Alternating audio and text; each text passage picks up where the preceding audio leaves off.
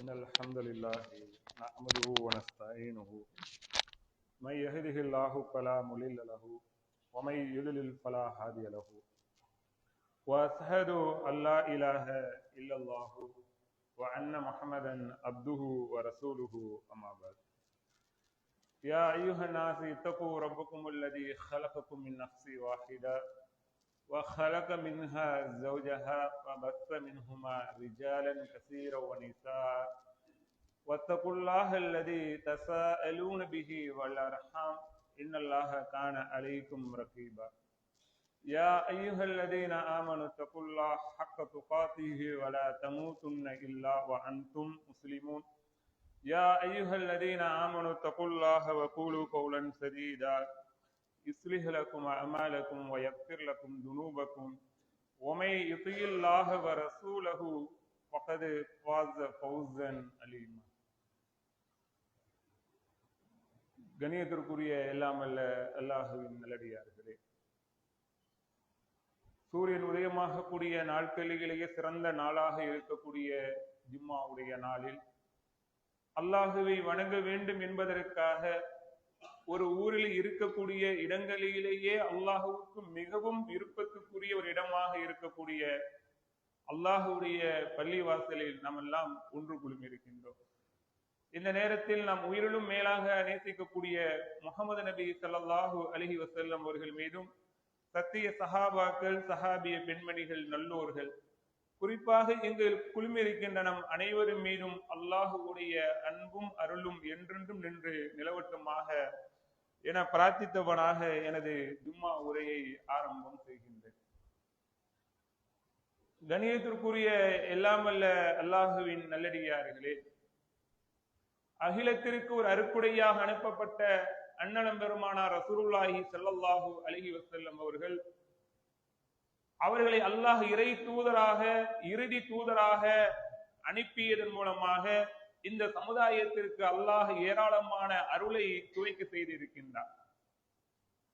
அல்லாஹுடைய தூதர் அவர்கள் நமக்கு சொல்லாத நன்மை இல்லை, தடுக்காத தீமைகளும் இல்லை. அப்படிப்பட்ட அல்லாஹுடைய தூதர் அவர்கள் நமக்கு பல உபதேசங்களை நமக்கு சொல்லி இருக்கின்றார்கள். தொழுகை சம்பந்தமாக, குடும்பவியல் சம்பந்தமாக, ஜக்காத் சம்பந்தமாக, இப்படி பல உபதேசங்களை நமக்கு சொல்லி இருக்கின்றார்கள்.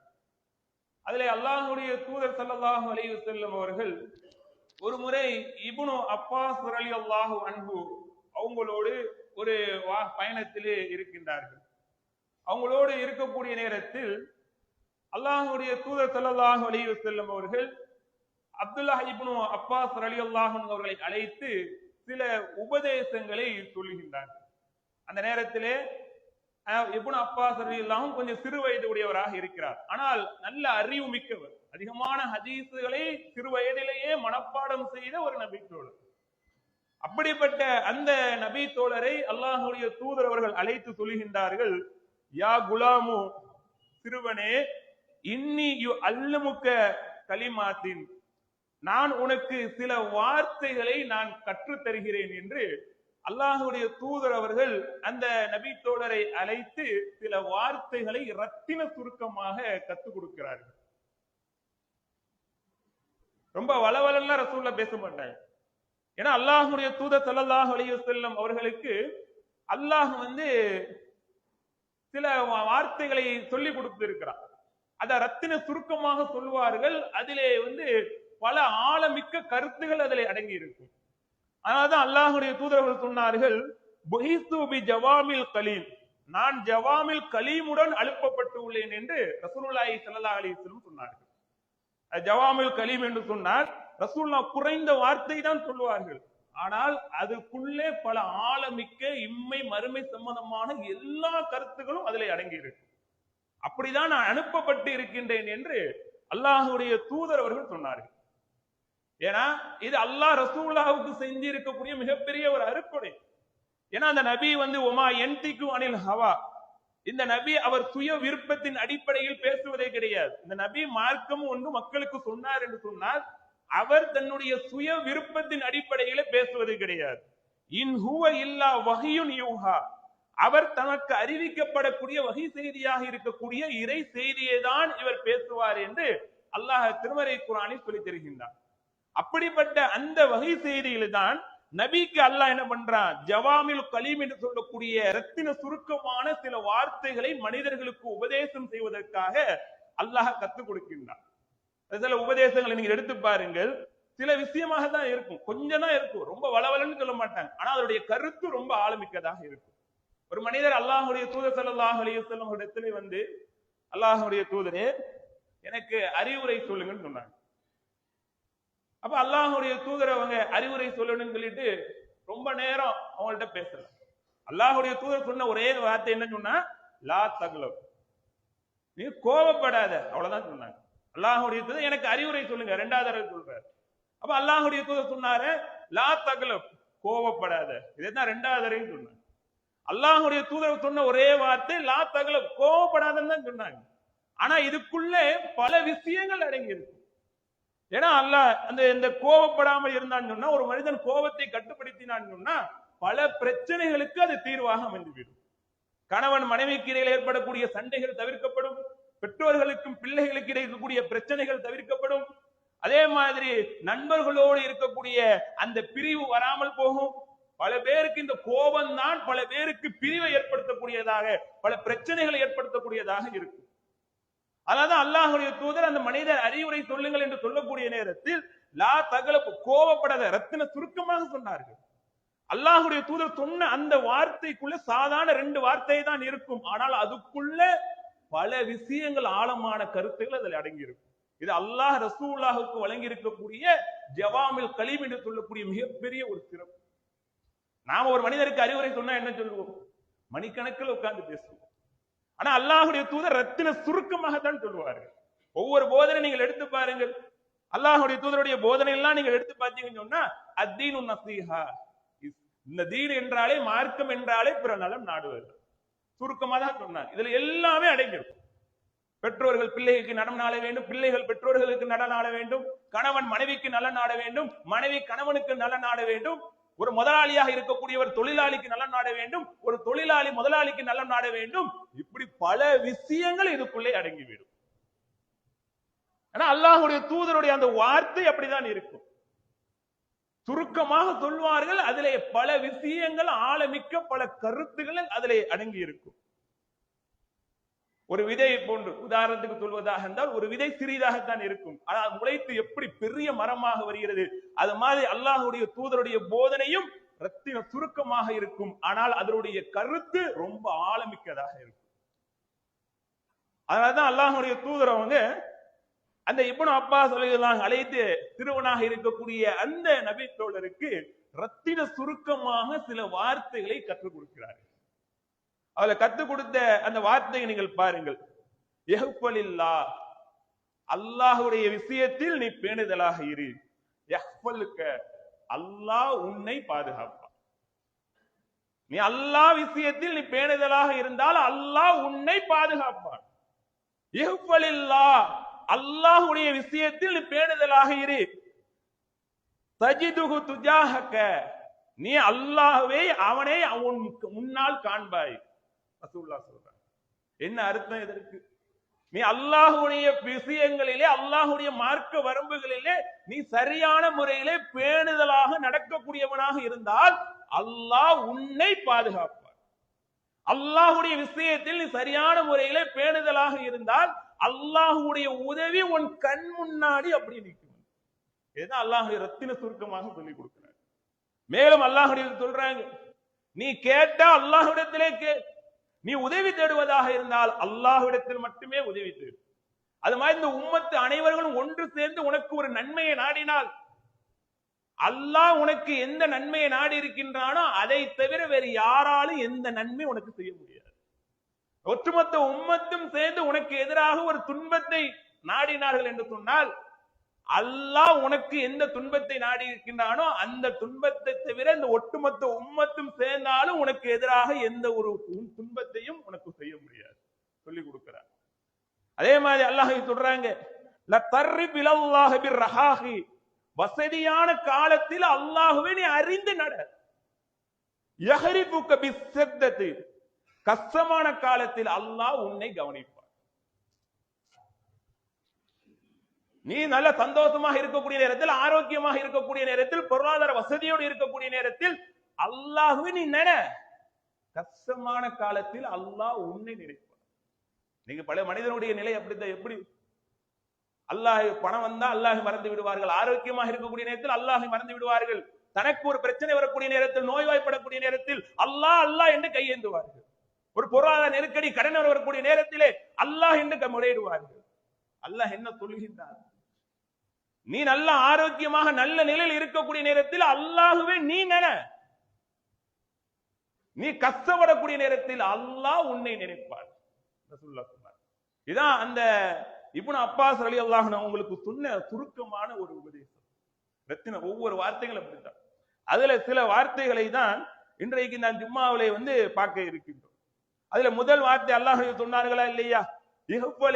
அல்லாஹுடைய விஷயத்தில் பேணுதலாக இரு, அல்லாஹ் உன்னை பாதுகாப்பார். அல்லாஹுடைய விஷயத்தில் பேணுதலாக இருந்தால் அல்லாஹுடைய உதவியை உன் கண் முன்னாடி காண்பாய் என்று அல்லாஹுடைய தூதர் சொன்னார்களே. அதிலே நமக்கு ஏராளமான பாடங்களும் படிப்பினைகளும் நமக்கு இருக்கிறது. நாம் அல்லாஹுடைய அந்த விஷயத்திலே எந்த அளவுக்கு நடந்துகிறோம், தொழுகைகளை எப்படி பேணுதலாக இருக்கிறோம், நம்முடைய பார்வையை எந்த அளவுக்கு பேணுதலாக வைத்திருக்கின்றோம், நம்முடைய நாவை எந்த அளவுக்கு பேணுகின்றோம், நம்முடைய செவியை எந்த அளவுக்கு பேணுகின்றோம், இப்படி எல்லா விஷயத்திலும் அல்லாஹுடைய வரம்பை பேணக்கூடியவர்களாக நாம் இருந்தோம் என்று சொன்னால் அல்லாஹ் நம்மளை பாதுகாப்பார். அல்லாஹுடைய உதவி நம் கண் முன்னாடி நிற்கும். அதுல நாம் சரியாக இருக்கின்றோமா? நினைத்து பாருங்கள். அல்லாஹ் திருமறை குர்ஆனில் சொல்லி தருகின்றார், வதுகுரூனி அதுகுருக்கும், நீங்கள் என்னை நினையுங்கள், நான் உங்களை நினைக்கிறேன். நாம எப்படி அல்லாஹ்ட்ட நடந்துக்கிறோமோ அந்த அடிப்படையில தான் அல்லாஹ் நம்மிடத்தில் நடந்து கொள்வார். நீ என்ன நினைச்சா நான் உன்னை நினைப்பேன். நசுல்லாஹ அவர்கள் என்னை அல்லாஹ்வை மறந்தார்கள், அவர்களை அல்லாஹ் மறந்து விட்டார். நீ அல்லாஹ்வை மறந்துட்டா அல்லாஹ் உன்னை மறந்துடுவான். அல்லாஹ் உன்னை மறந்து விட்டான்னு சொன்னா உனக்கு எப்படி அல்லாஹ்வுடைய பாதுகாப்பு கிடைக்கும்? அல்லாஹ்வுடைய உதவி எப்படி உனக்கு கிடைக்கும்? சிந்தித்து பாருங்க. அப்ப எல்லா நேரத்திலும் நம்ம அல்லாஹ்வை நினைவு கூறக்கூடியவர்களாக இருக்கணும். நன்மை செய்யக்கூடிய நேரத்தில் மட்டும் கிடையாது, தப்பு செய்யக்கூடிய நேரத்தில். ஒரு ஹராமான விஷயமா அதை பார்க்க போறோமா, கேட்க போறோமா, அதை சாப்பிட போறோமா, சுவைக்க போகின்றோமா, அதை நோக்கி நம்முடைய கை ஓடுகின்றதா, கால் ஓடுகின்றதா, அந்த நேரத்தில் அல்லாஹ்வை நினைத்து பார்க்க வேண்டும். அல்லாஹ் நம்மளை பார்த்து கொண்டிருக்கிறார், பேணுதலாக இருக்க வேண்டும். அதுதான் அல்லாஹ் சொல்லி காட்டான். நசுல்லா அவர்கள் அல்லாஹ்வை மறந்தார்கள். சில பேர் அந்த இடத்துல அல்லாஹ்வை மறந்து விடுவார்கள். ஒரு இசை இருக்கும், அந்த நேரத்தில் என்ன பண்ணுவாங்க, அல்லாஹ்வை மறந்து விட்டு அந்த பாவத்தை கேட்பாங்க. அது மாதிரி சாப்பிடக்கூடிய விஷயத்தில் ஹராமானதாக இருக்கும், அங்கே அல்லாஹ்வை மறந்து விடுவார்கள். அல்லாஹ்வை மறந்து விட்டு அந்த பாவத்தை செய்வார்கள். அப்ப இப்படி ஒவ்வொரு சந்தர்ப்பங்களையும் நாம் அல்லாஹ்வை மறந்தோம் என்று சொன்னால், அல்லாஹ்வுடைய வரம்பை மீறணும் என்று சொன்னால் அல்லாஹ் நம்மளை மறந்து விடுவான். அல்லாஹ் நம்மளை மறந்து விட்டால் அல்லாஹ்வுடைய விஷயத்தில் நான் பேணுதலாக இல்லை. அல்லாஹ்வுடைய விஷயத்தில் யார் பேணுதலாக இருக்கின்றார்களோ அவர்களைத்தான் அல்லாஹ் பாதுகாப்பான். அவர்களுக்குத்தான் அல்லாஹ்வுடைய உதவி கண் முன்னாடி இருக்கும். யோசிச்சு பாருங்கள். அல்லாஹ்வுடைய தூதர் ஸல்லல்லாஹு அலைஹி வஸல்லம் அவர்கள் சொன்னார்கள், இந்த தொழுகையுடைய விஷயத்தை எடுத்து பாருங்கள். அந்த மூமின்கள் இந்த தொழுகையில எப்படி இருப்பார்கள்? அல்லாஹ் திருமறை குர்ஆனில் சொல்லி தருகின்றான்.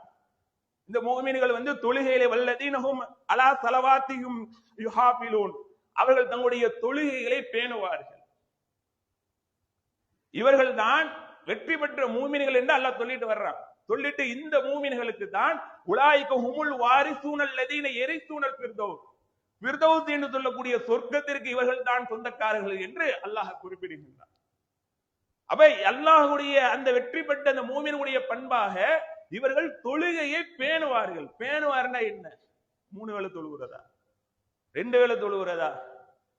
பேணுதல் என்று சொன்னால் 5 வேளை தொழுவது. 5 வேளை அல்லாஹ்வுடைய தொழுகை விஷயத்தில் யார் அல்லாஹ்வை பேணுகின்றாரோ இவரை அல்லாஹ் பாதுகாப்பார்.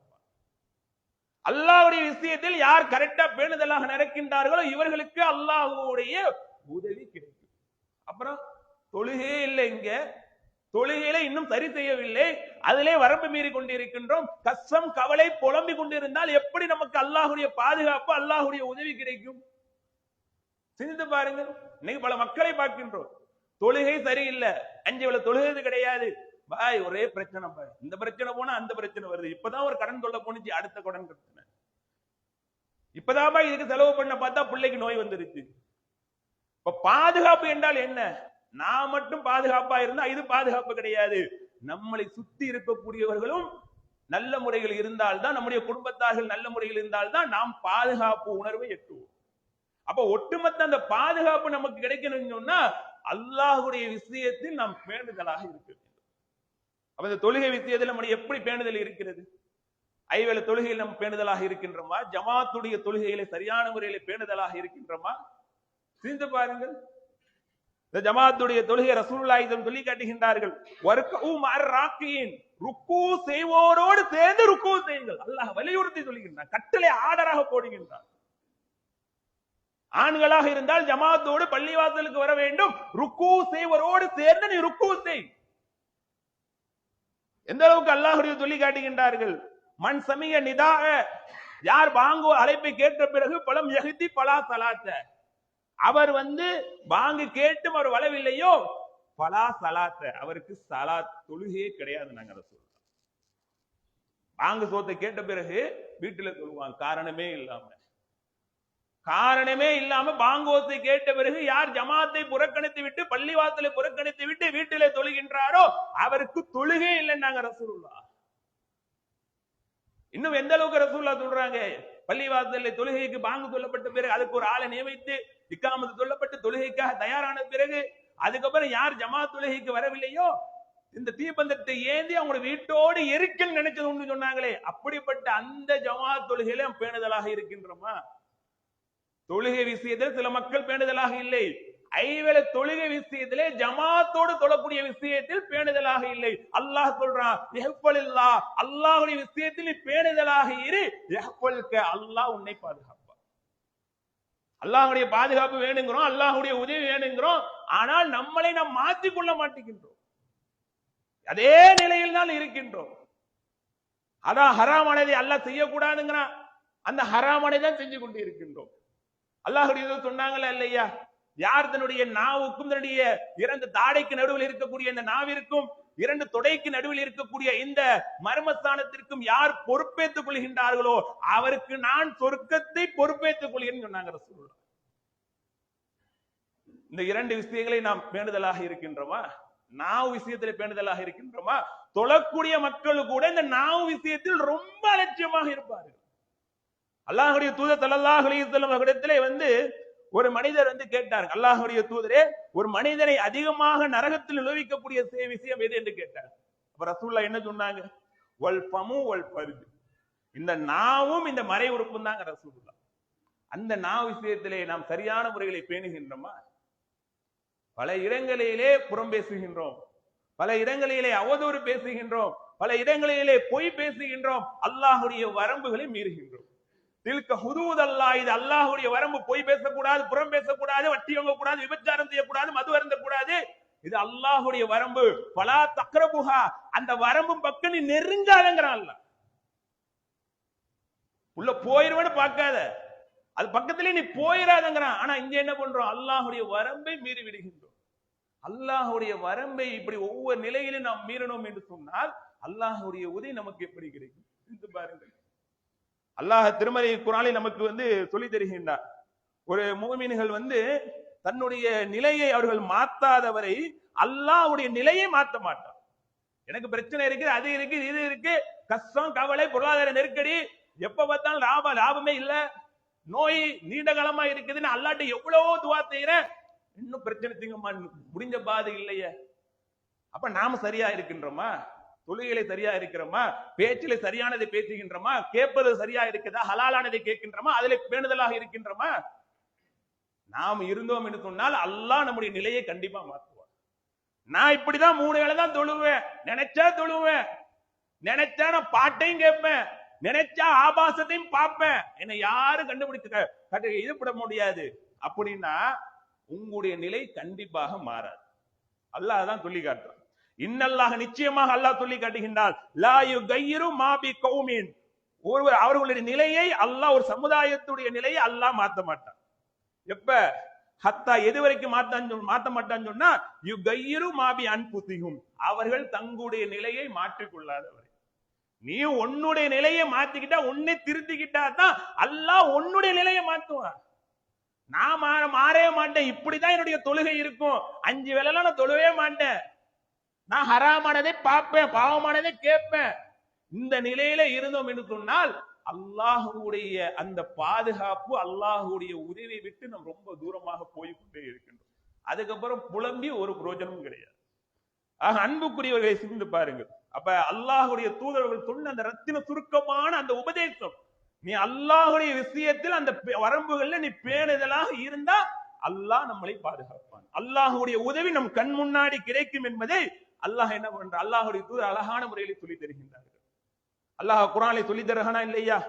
வைதா சஅலக இபாதி அன்னி ஃபஇன்னி கரீப், என்னுடைய அடியார்கள் என்னிடம் கேட்டா, என்னை பத்தி உங்களிடம் கேட்டால் நபியே நீங்கள் சொல்லுங்கள், நான் அருகிலே தான் இருக்கிறேன். உஜூபு தஅவத்த தாஇ இதா தஆன், அவர்கள் பிரார்த்திக்கும் பொழுது என்னுடைய பிரார்த்தனைக்கு நான் பதிலளிக்கிறேன்ங்கறான் அல்லாஹ். இதுக்கு என்ன அர்த்தம் அந்த ஹதீஸ் குர்ஆன் வசனத்துக்கு? என் அடியார்கள் என்னை பத்தி கேட்டா நான் அருகிலே இருக்கிறேன், அவன் எப்போலாம் என்னை அழைத்து பிரார்த்தனை செய்கின்றான், அவனுடைய பிரார்த்தனைக்கு நான் பதிலளிக்கின்றேன். எந்த அடியாருக்கு? 3 வேளை தொழக்கூடிய அல்லாஹுடைய வரம்புகள் விஷயத்தில் பேணாத அடியார்களுக்கா? நான் ஹராமானதை கேட்பேன், ஹராமானதை பார்ப்பேன், ஹராமானதை சாப்பிடுவேன், இப்படி அல்லாஹுடைய வரம்புகளை மீறக்கூடிய அடியார்களுக்கா? யார் அனைத்து விஷயங்களிலும் தங்களுடைய பார்வை விஷயம், தம்முடைய சொல், பேச்சு, நாவு, ஒவ்வொரு விஷயத்திலும் அல்லாஹுடைய வரம்புகளை யார் பேணி பாதுகாக்கின்றார்களோ இப்படிப்பட்ட அடியார்களுக்கு தான் அல்லாஹ் அருகிலே இருக்கின்றார். அல்லாஹுடைய உதவி மிக சமீபத்தில் இருக்கிறது. இதை நாம் உணர வேண்டும் அன்புக்குரியவர்கள். அப்ப நம்முடைய நிலை, நம்முடைய கஷ்டங்கள், நம்முடைய பிரச்சனைகள் நம்மளை விட்டு போகணும்னு சொன்னா நாம் அல்லாஹுடைய வரம்புகளிலே பேணுதலாக இருக்க வேண்டும். நம்முடைய நிலையை மாற்றிக் கொள்ளாத வரைக்கும் அல்லாஹ் நம்முடைய பிரச்சனையை என்ன பண்ண மாட்டான், ஒருபோதும் மாற்ற மாட்டான். இதிலே நாம் அல்லாஹ் நமக்கு திருமறை குர்ஆனில் பல வசனங்களில் அல்லாஹ் என்ன பண்றான், நமக்கு அழகான முறையிலே தெரிந்து காட்டான். உமை எத்தகில்லா, யார் அல்லாஹ்வை அஞ்சி நடக்கின்றார்களோ அவரை அல்லாஹ் என்ன பண்ணுவான், அவங்களுடைய பிரச்சனையிலிருந்து வெளியேறக்கூடிய ஒரு வழியை ஏற்படுத்துவான். யார் அல்லாஹ்வை அஞ்சி நடக்கின்றார்களோ அவங்களுடைய காரியத்தை அல்லாஹ் எளிதாக்குவான். அல்லாஹ் சொல்லி காட்டுகின்றான். இறையச்சம் தான், அந்த பேணுதல் தான் ஒரு மனிதனை பிரச்சனைகளிலிருந்து, நெருக்கடிகளிலிருந்து அல்லாஹ்வுடைய உதவியில் பெறக்கூடிய இடத்திலே அல்லாஹ் அந்த இறையச்சம் தான் இருக்கிறது. அப்ப அந்த இறையச்சம் நம்முடைய வாழ்க்கையில எல்லா நேரங்களிலும், எல்லா இடங்களிலும் இருக்க வேண்டும். ஹராமான விஷயம், ஹராமானதை சம்பாதிக்க கூடாது, அதுல பேணுதலாக இருக்க வேண்டும். ஏன்னா ஹராமான சம்பாத்தியம் நம்முடைய பிரார்த்தனையே போயிடும். ஒரு மனிதர் அல்லாஹ் அழைத்து யாரப்பி யாரப்பி பிரார்த்தனை செய்கிறார், உண்ணக்கூடிய உணவு ஹராமானதாக இருக்கிறது, அவர் அருந்தக்கூடிய பானம் ஹராமானதாக இருக்கிறது, அவர் அணிந்திருக்கக்கூடிய ஆடை ஹராமானதாக இருக்கிறது. அவருடைய பிரார்த்தனை எப்படி ஏற்றுக்கொள்ளப்படும்? உன் பிரார்த்தனை ஏற்றுக்கொள்ளணும்னா நீ வர அல்லாஹ் ஹலாலான வழியில நீ சம்பாதிக்கணும் பொருளாதாரத்தை. நான் பொருளாதார விஷயத்துல இப்படிதான் பலகீனமா இருப்பேன், ஏமாத்துவேன், மோசடி செய்வேன், கலப்பணம் செய்வேன், இடையில அளவு நீர்களில் மோசடி செய்வேன், ஏதாவது செய்வேன். ஆனா எனக்கு அல்லாஹ்வுடைய உதவி வரணும், அல்லாஹ்வுடைய பாதுகாப்பு எனக்கு வேணும்னு சொன்னா அல்லாஹ்வுடைய உதவி, அல்லாஹ்வுடைய பாதுகாப்பு எப்படி கிடைக்கும்? ஆக அன்புக்குரியவை சிந்தித்து பாருங்கள். அப்ப அல்லாஹ்வுடைய பாதுகாப்பு, அல்லாஹ்வுடைய உதவி நமக்கு கிடைக்க வேண்டும் என்று சொன்னால் எல்லா விஷயங்களிலும் அல்லாஹுவை பேணுதலாக, தொழுகையிலிருந்து, நம்முடைய பார்வையிலிருந்து, செவியிலிருந்து, பேச்சிலிருந்து, உண்ணக்கூடிய உணவிலிருந்து, அனைத்து விஷயங்களிலும், அதே மாதிரி வியாபார எல்லா விஷயத்திலும் யார் அல்லாஹுவை பேணி நடக்கின்றார்களோ இவர்களுக்கு அல்லாஹ் பொறுப்பேற்க போதுமானவன், இவர்களை அல்லாஹ் பாதுகாப்பான், இவர்களுக்கு அல்லாஹுடைய உதவி கண் முன்னாடி சமீபத்திலே இருக்கும் என்பதை அல்லாஹ் என்ன பண்றான், சொல்லி காட்டுகின்றான். அப்ப நம்முடைய பிரச்சனைக்கு, நம்முடைய அனைத்து விஷயங்களுக்கும் தீர்வு நாம் அல்லாஹுடைய வரம்புகளை சரியான முறையில் பேண வேண்டும் என்பதை அல்லாஹுடைய தூதரவர்கள் நமக்கு சொல்லக்கூடிய ஒரு உபதேசமாக நாம் பார்க்கின்றோம். அப்படிப்பட்ட அந்த உபதேசங்களை நம்ம வாழ்க்கையில கடைபிடிக்கக்கூடிய நன்மக்களாக அல்லாஹ் ரப்பல் ஆலமீன் நம் அனைவரையும் யாத்து அருள் புரிவானாக என்று கூறி முதல் உரை நிறைவு செய்கிறேன். அஸ்ஸலாமு அலைக்கும் வரஹ்மத்துல்லாஹி.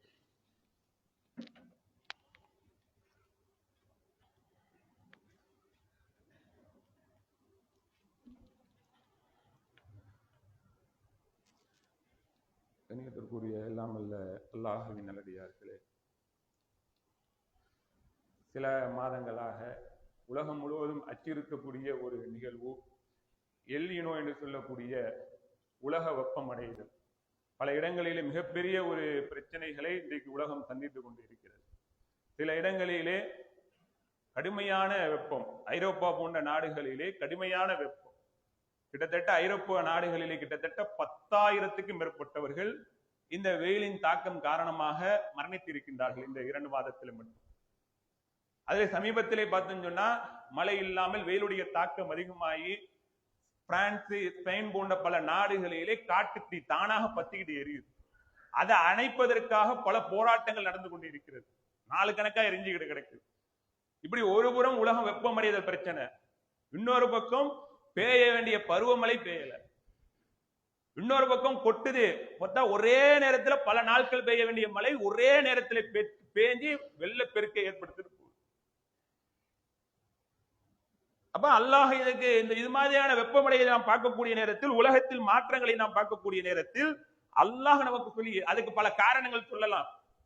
இந்த உலகத்தில் ஏற்படக்கூடிய எந்த துன்பமாக இருந்தால் அது மழையாக இருக்கட்டும், வெள்ளமாக இருக்கட்டும், வெயிலாக இருக்கட்டும், வெப்பமாக இருக்கட்டும், மா அஸாபமின் முசீபத்தின் இல்லா பீதினில்லா, அல்லாஹுடைய அனுமதியின்றி எந்த துன்பமும் ஏற்படாது. அல்லாஹுடைய நாட்டம் தான் எல்லாமே. அப்ப எதற்காக இது மாதிரி துன்பம் இதெல்லாம் ஏற்படுகிறது? அல்லாஹ் சொல்லி தருகின்றான், லஹரல் ஃபஸாது ஃபில் பர்ரி வல் பஹ்ரி பிமா கஸபத் ஐதின் நாஸ், மனிதர்கள் தங்களுடைய கைகள் செய்வதவற்றின் காரணமாக நிலத்திலும் கடலிலும் குழப்பங்கள் வெளிப்பட்டு விட்டது. கடல்லையும் நிலத்திலையும் கடல்லையும் குழப்பங்கள் வந்துருச்சு. என்ன காரணம்? மனிதன் செய்த இந்த அநியாயம், அக்கிரமம்.